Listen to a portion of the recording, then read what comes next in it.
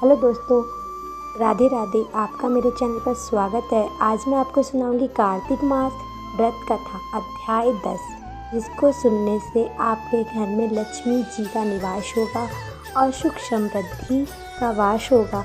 चलिए कथा का आरंभ करते हैं। राधे राधे दोस्तों। राजा पार्थ बोले, हे ऋषिकेश नारद जी, आपको प्रणाम है। कृपया अब यह बताने की कृपा कीजिए कि जब भगवान शंकर ने अपने मस्तक के तेज को क्षीर सागर में डाला तो उस समय क्या हुआ?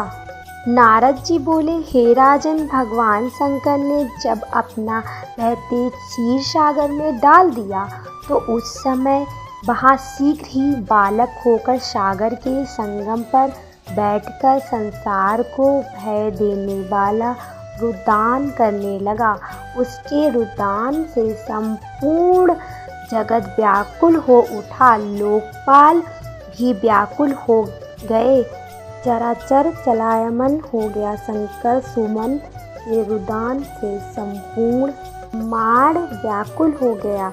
यह देखकर सभी देवता और ऋषि मुनि व्याकुल होकर ब्रह्मा जी की शरण में गए और उन्हें प्रणाम कर उनकी स्तुति करने लगे। उन सभी ने ब्रह्मा जी से कहा, हे पितामह, यह तीनों बहुत ही विकट परिस्थितियाँ उत्पन्न हो गई हैं।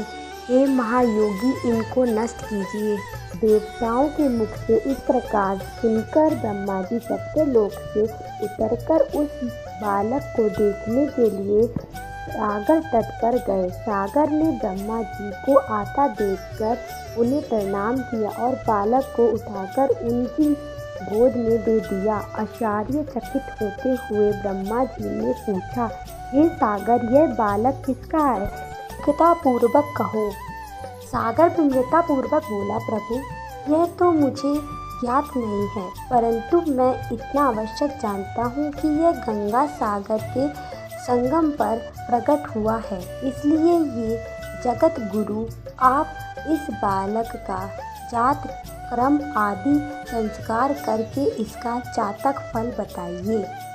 नारद जी राजा पार्थ से बोले, सागर ब्रह्मा जी के गले में हाथ डालकर बार बार उनका आकर्षण कर रहा था। फिर तो उसने ब्रह्मा जी का गला इतनी जोर से पकड़ कि उससे पीड़ित होकर ब्रह्मा जी की आंखों से अश्रु टपकने लगे। ब्रह्मा जी ने अपने दोनों हाथों का जोर लगाकर किसी प्रकार सागर से अपना गला छुड़वाया और सागर से कहा, हे सागर, सुनो, मैं तुम्हारे इस पुत्र का जातक फल कहता हूँ।